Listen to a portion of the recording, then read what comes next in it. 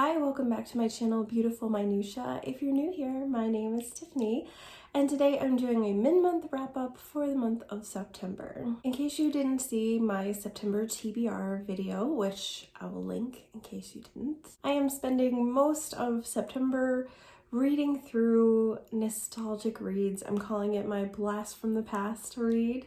I saw Lovely Day at Holly do this during her birthday month, so since September is my birthday month, I decided I was gonna steal that idea and try it for myself, and it's been pretty fun so far. I'm also participating in the 30 books in 30 days challenge that Kaylee over at Luminous Libro is hosting along with Naomi and Gemma. Since a lot of the books that I wanted to reread this month were middle grade books or short stories, I felt like might actually be doable for me to actually read 30 books in 30 days. We'll see how I do. But as of the 15th of September, I have read 16 books, so that's not too bad. I was hoping to get this video up sooner last week, but I was really sick all of last week, and I still am kind of sick, which you can probably hear. But I feel like I'm kind of like on the upswing, so I'm filming this later than the 15th, but I'm only gonna do like the books that I've read through the 15th, and it's going up just a little bit later, but that's okay. All right, so let's just go ahead and dive right in. First book was a library book, so I've already returned it, but it was Formula of Deception by Carrie Stewart Parks. I have read one other book by Carrie Stewart Parks before last year, A Cry from the Dust. And that was a really interesting one. It kind of involved some fundamentalist Mormon cult type settings, which was really cool. And the main character was a forensic artist, which was also really cool. This is a standalone, so it doesn't really have anything to do with that first book, but it does involve like forensic artists, which I think the author herself has some history in being a forensic artist. So that is probably why it's kind of the same kind of setting in that sense. It's not really the same setting, but that the main character is like gifted in forensic art, I guess is what I mean. So this book is really hard to describe without giving anything away. It's basically about this woman, and her sister was murdered years prior by a serial killer, and the sister like testified against him, and he is in prison, but she joined like the witness protection program, so she is now living in Alaska. And then, stuff just starts going down. Little things are rising to the surface that people are noticing, people start dying, all that good kind of stuff that happens in a lot of mystery books. And of course, our main character is caught in the middle of all of it. So it was a really good book. I think I rated it 4.5 stars. It was like nearly perfect for me. I really enjoyed the ride. It was very twisty, very turny. There are elements of the book that I really didn't like, and I felt like they made absolutely no sense to me. And I can't even tell you what they are because they get resolved in the end, and I'm like, oh, okay. So I'm not even going to mention really the things that bothered me because they were tied together in the end. The ending is like extremely convoluted, and I was like, what just happened?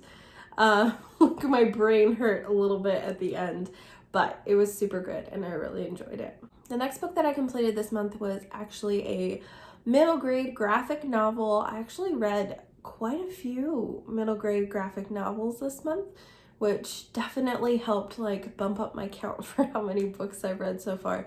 That and short stories, which I'll get to that in a bit as well. So anyways, this was our pact. This is a story about a town where every year the town like sends these lanterns down the river, and there is a legend that they then go up and become stars in the sky. This group of boys decides that they are going to make a pact that none of them will turn back and none of them will turn away, and they will go to the end to see where these lanterns actually really truly go.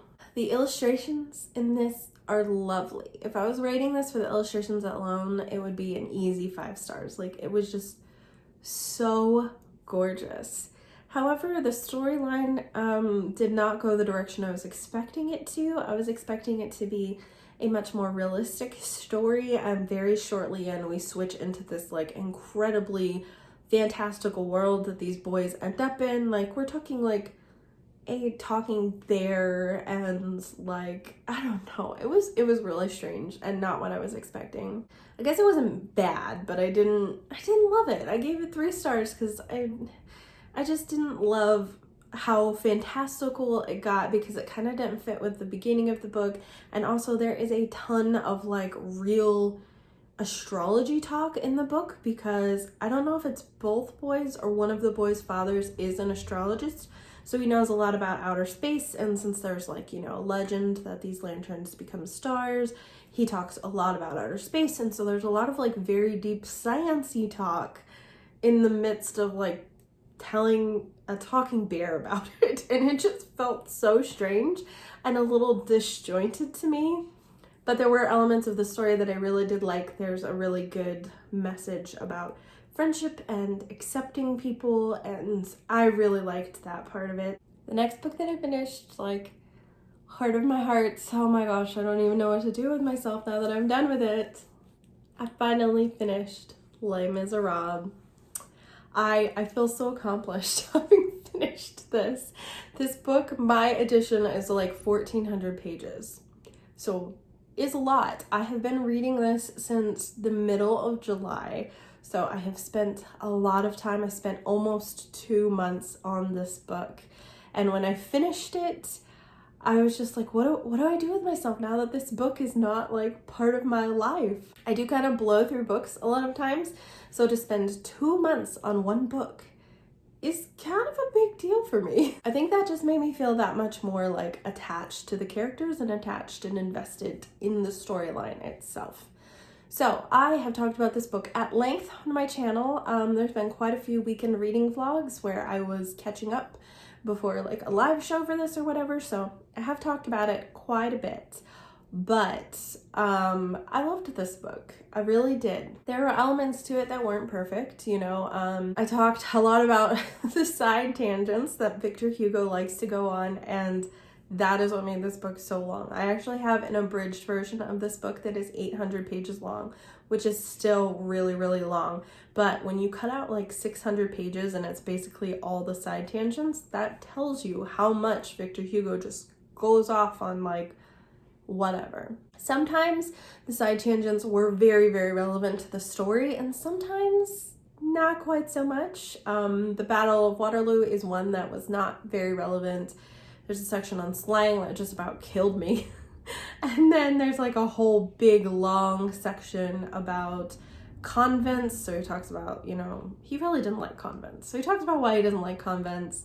He talks about like the philosophical and religious nature of that, which that wasn't so bad for me. That was kind of interesting.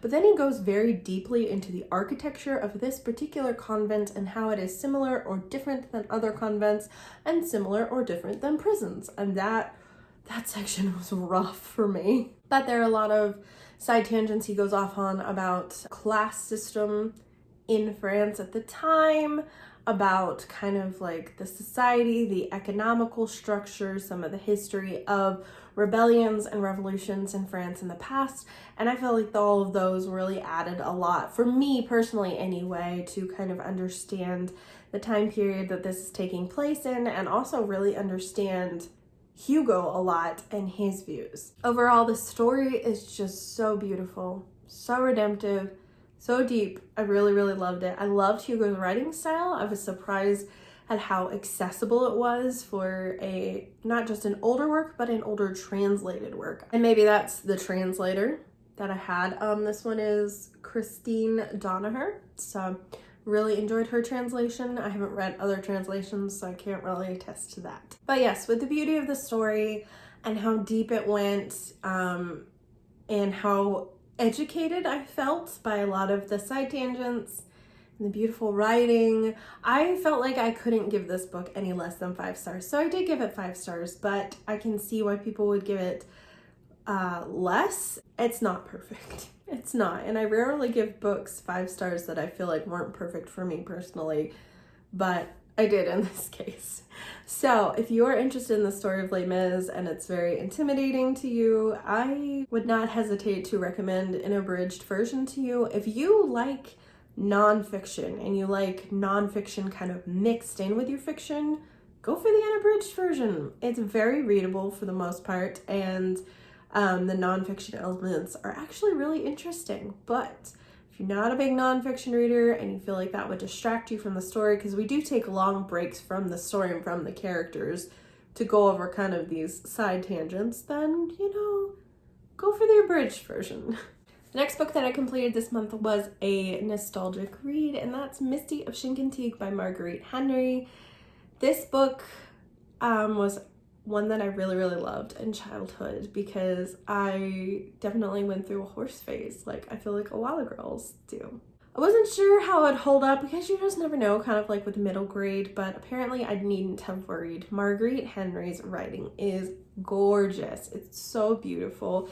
The way that she describes nature and the horses is just so descriptive and beautiful. So this was an easy 5 stars for me, and I felt like the ending was just so fitting and lovely, and I just love this book so much. It makes me want to read more Marguerite Henry's books. So I mentioned how much I loved Edgar Allan Poe as a teenager in my TBR video, and how I wanted to read some of his short stories. And when I posted that video, Kelly from Cozy Reader Kelly was like, hey, I've been wanting to read some Poe short stories too.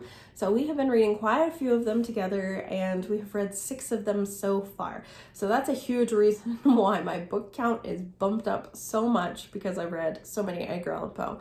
So I'm going to talk about all 6 of the ones that I've read. The first one we read was The Cask of Amontillado. I don't remember reading this one as a teenager. Maybe I did.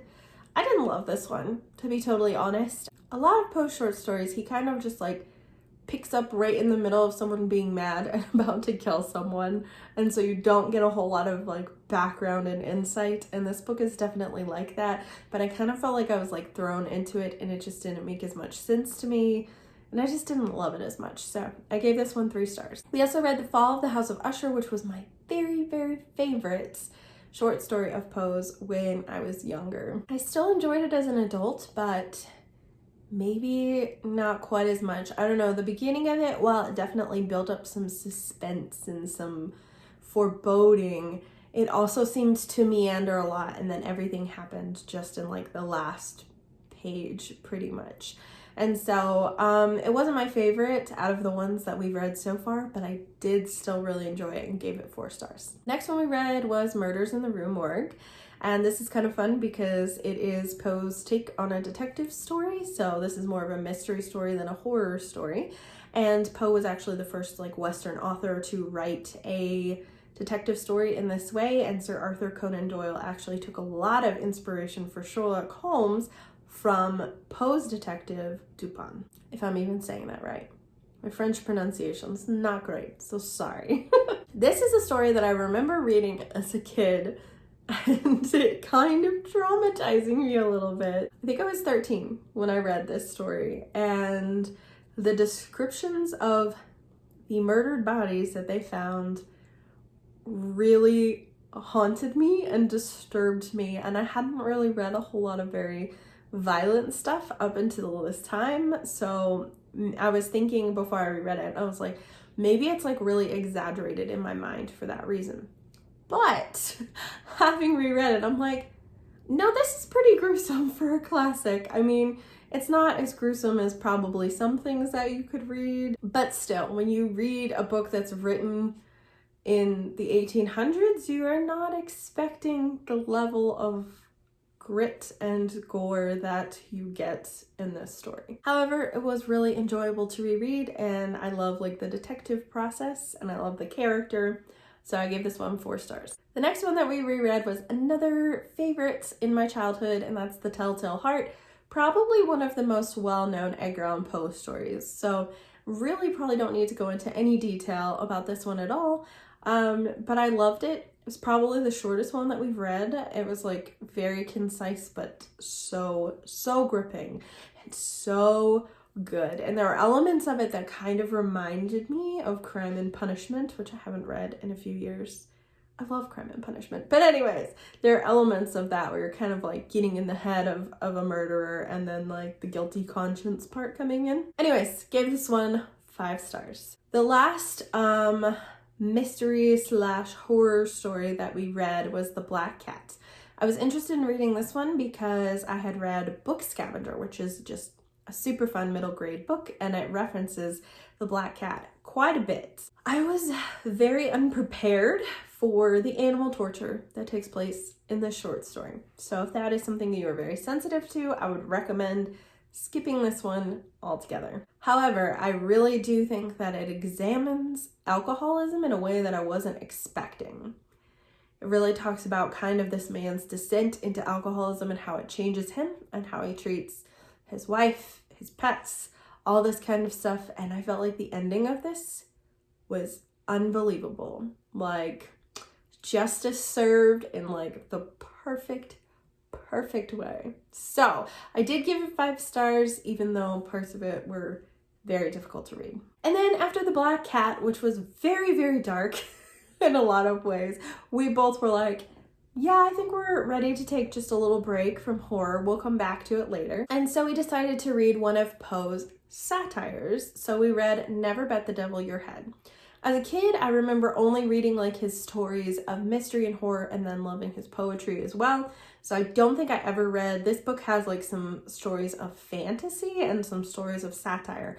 And I don't think I'd ever read any of those types of Poe stories. He's definitely much more well known for his horror and his poetry. So anyways, this is about a character who just like loves to gamble. And the story is kind of in response to some people who are criticizing Edgar Allan Poe and saying every story needs to have a moral and your stories don't have morals.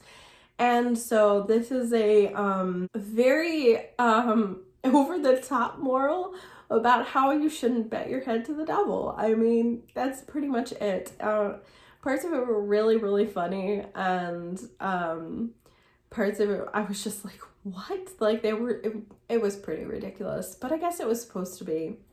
So when I initially read this one, I rated it 3 stars, but having thought about it for a while, it's probably more like a 3.5 and a 4 because it was funny, and it's funny how this is his response to his critics. So we're planning to read some more of these, so there will be more talk about Edgar Allan Poe coming up in future videos, but so far we've read 6 of them. The next book that I completed this month was Jurassic Park. I am doing a read-along hosted by Danny at Spinelli Speaks, where we're reading Jurassic Park in September and then Lost World in October, and I was only supposed to read half this book up through like half of the month for a live show. That was the reading schedule, and then we were supposed to read the second half, and I couldn't put this book down. I started it and I was trying to read other books and I was like, I don't want to read these other books. I just want to read Jurassic Park. And so I basically sped ahead and I loved it so much. I loved the Jurassic Park movie when I was younger. I'm pretty sure most everyone has seen it, and I didn't even know it was based on a book. This is my first Michael Crichton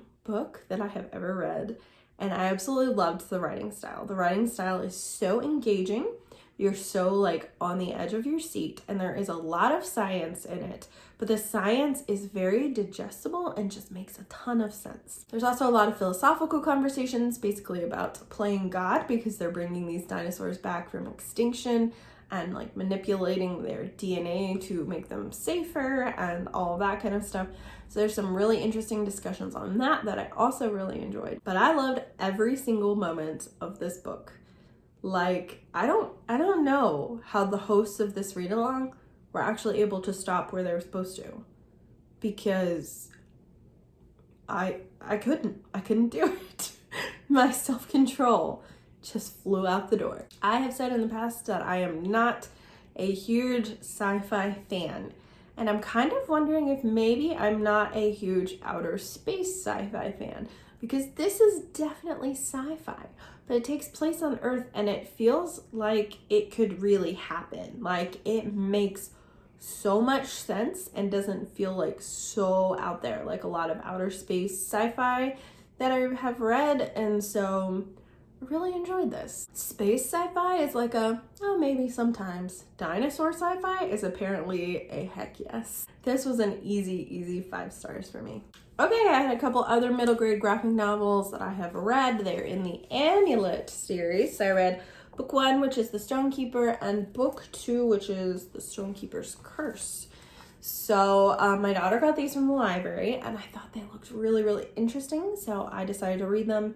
These are really short reads. I think I read them each in like 20 minutes, and we have book 3, so I'll probably read that this month also. The storyline of this, basically there's this girl and her mother and her brother who move into this home that I guess was like left to her mother, and they kind of end up crossing over into this other world, basically, via this amulet. The illustrations in this are just unbelievable. They're so beautiful. I mean, I feel like the main characters are a little cartoony looking, but like the backgrounds are so pretty. Let me see if I can find a good one in here. Like, look, it's so pretty. Really love the illustrations. I will say that if you have a younger kid, these are like middle grade, but if you have like a sensitive child, this first book right here has 2 like major deaths in it, and both are fairly emotional, but the first one is definitely more intense and more emotional. It happens on just the first couple of pages. The daughter is in the car with her mom and her dad, and they get into a car accident, and her mom are able to escape the car, and she literally watches the car fall off a cliff with her father in it. And so it is like incredibly emotional and sad and intense. And then the bad guys in this are pretty creepy looking, and so are some of the creatures. So if you have a child that's very sensitive, I wouldn't necessarily recommend this to them. My daughter's 9 and she didn't have an issue with anything in it, but she's not super sensitive to like intense things. But yeah, they look kind of cutesy because you've got like a fox on this and like a bunny on this. But like the bad guys, it's kind of glossy, so see if you can see it. Like they're kind of creepy looking. So yeah, just keep that in mind. The next 2 books are ones that I buddy read with Chantel in an Intentional Life. She actually vlogged while she was reading these, which was super fun. So I will link her vlog down below so that way you can watch. We had fairly similar thoughts, but I wish I had vlogged when I was reading these because that was really fun, but I was starting to get sick then, so that's probably why I didn't. So first of all, we read Babysitters Club. We read different Babysitters Club books. So she read the first one, Christy's Great Idea, and I couldn't get that from my library, but I did recently read the graphic novel of that, so I feel like I had like the plot of it pretty fresh in my head. I decided to read Logan Likes Marianne because Marianne was my favorite Babysitters Club character when I was a kid. I think I just really liked the romantic aspect of some of her stories because I was just like a hopeless romantic as a very young child and then also as a teenager. So I really enjoyed that element of it when I was a kid, so I think that's part of the reason why I liked Marianne's stories the best.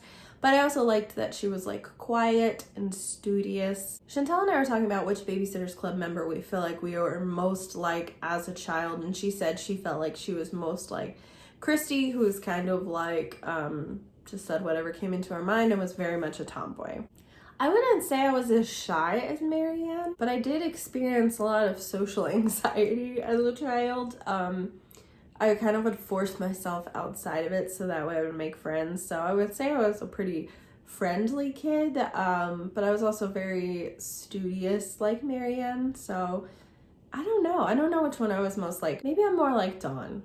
I don't know, but Dawn is also like very like health conscious, and I wasn't as a kid, but as an adult I am. So I really relate to a lot of Dawn's stuff in these books as an adult. Anyways, rereading this particular book, I was wondering how much I would cringe. And oh boy, was there cringe in this particular one. So the boyfriend element was quite cringy in this. I feel like the whole relationship aspect was just, oh man, I felt so much secondhand embarrassment for Marianne reading this book because she's incredibly shy and she has a crush on a boy and like she can't even talk when he's around. And then there's like these big long discussions about like them getting their first bras, and that was really weird. But there are elements I did actually really enjoy about this story. So whenever there was actually like babysitting things happening, the babysitters would write down in a notebook like their babysitting experiences, so that way everyone in the club could read it and everyone would be up to date on what was happening at like the places that they were regularly babysitting, which is super helpful. And so I really enjoyed those chapters. I thought that those were really fun. They didn't seem dated or cringy at all. I also enjoyed to laugh at the descriptions of outfits. Chantel and I were sending each other like the descriptions from the different books we were reading, and oh my gosh, they're so funny. I gotta read you some of them. Here's one. Dawn was wearing a pretty snappy outfit. Hot pink shorts with a big breezy island print shirt over a white tank top. Hi, I replied. You look really terrific. And then there's a dance that they go to that Logan asked Marianne to go to. And so Marianne goes shopping with her friends to get a cool outfit because she's not very stylish. So here's what it says. Then Claudia handed me a full white skirt with the words Paris, Rome, and London, and sketchy pink and blue pictures of the Eiffel Tower, the Tower Bridge, and other stuff scrawled all over it. She matched it up with a pink shirt and a baggy pink sweater.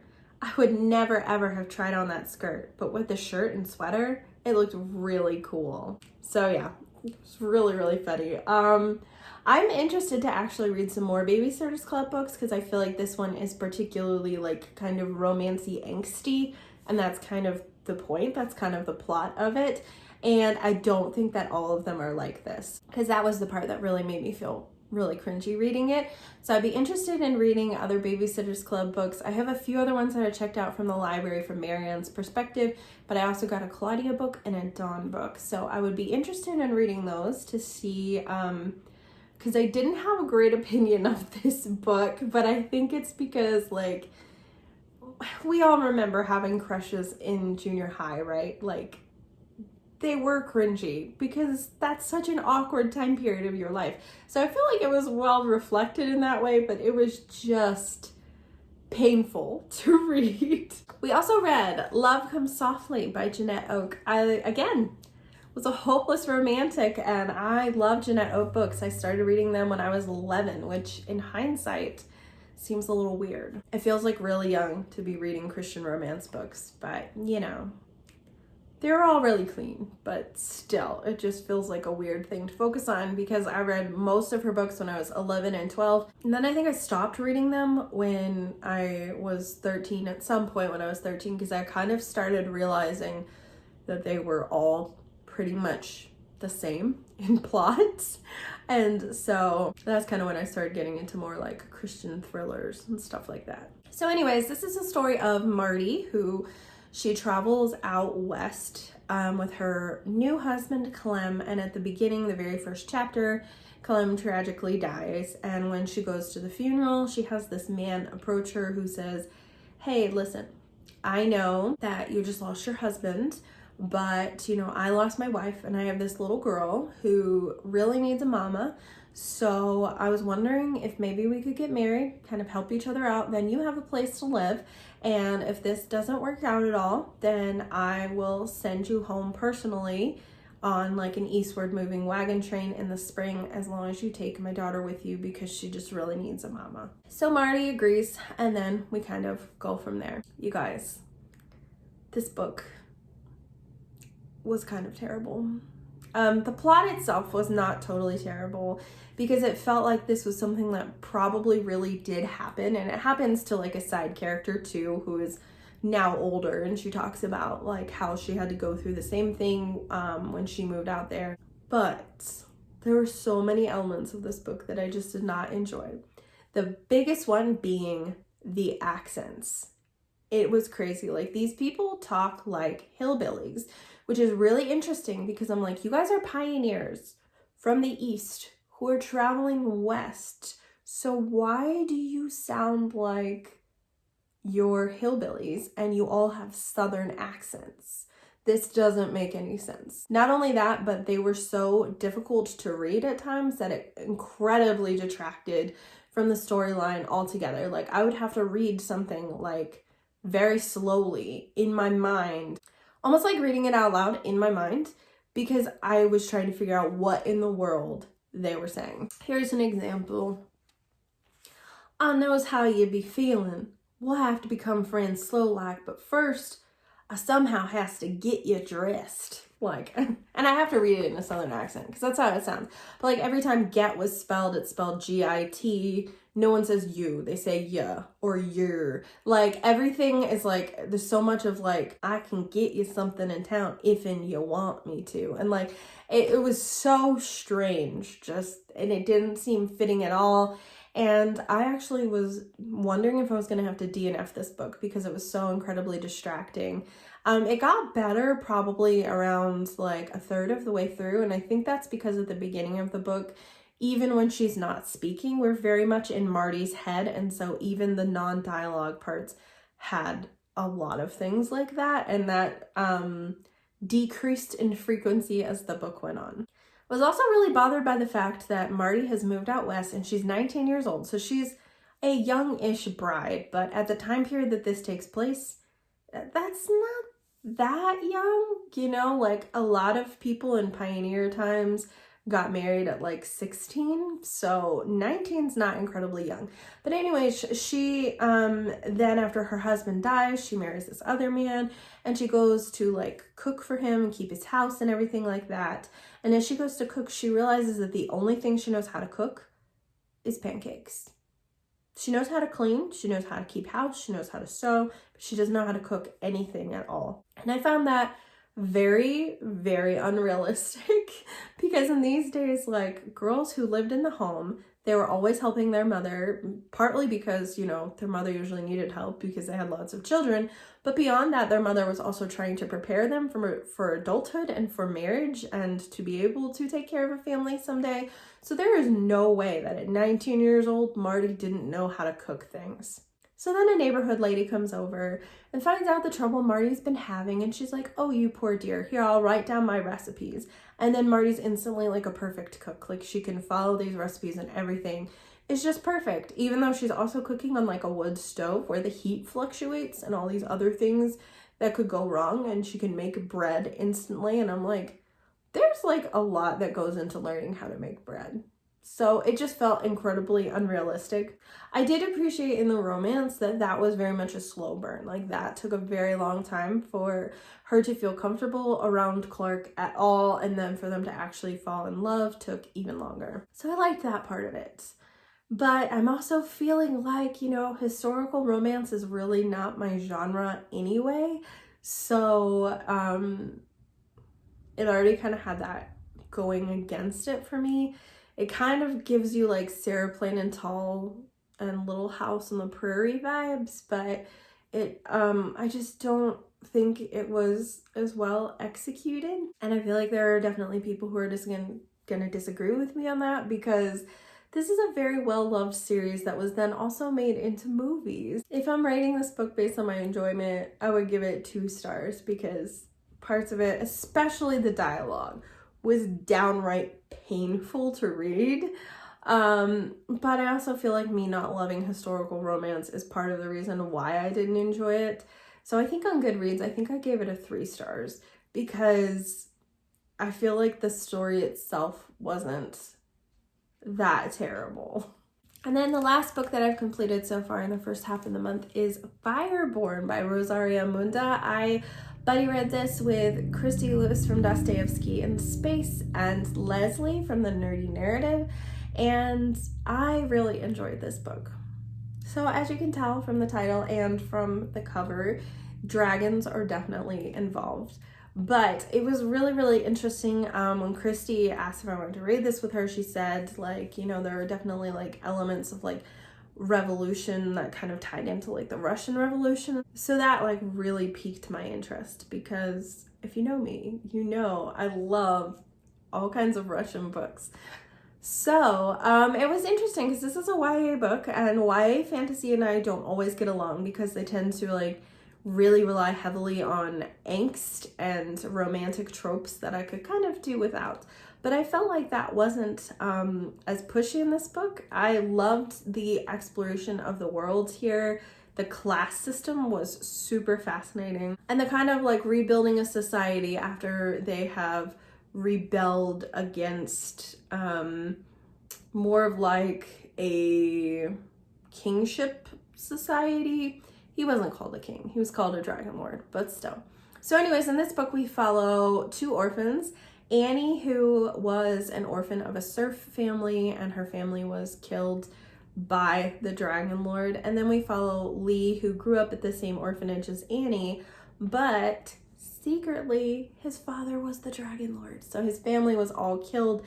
He was the only one who escaped, and no one really knows that his father was the dragon lord. And so now we have this whole new society. It was a really interesting book, and I really liked, you know, there's also an element of like, I must want to say like magical school, but it's not magical. They're learning to ride dragons, they're learning about the history, they're learning all these things. And so that, I really liked that element as well. And I liked the friendships in this book. I really did. There was a lot of friendships and kind of like a friends to lover kind of trope deal going on in there. And out of all the romantic tropes, that one is my favorite, and I think it's because there's a basis of relationship there. But yes, I really enjoyed this book a lot more than I was expecting to, because sometimes when I hear YA fantasy, I'm just kind of like, I don't know.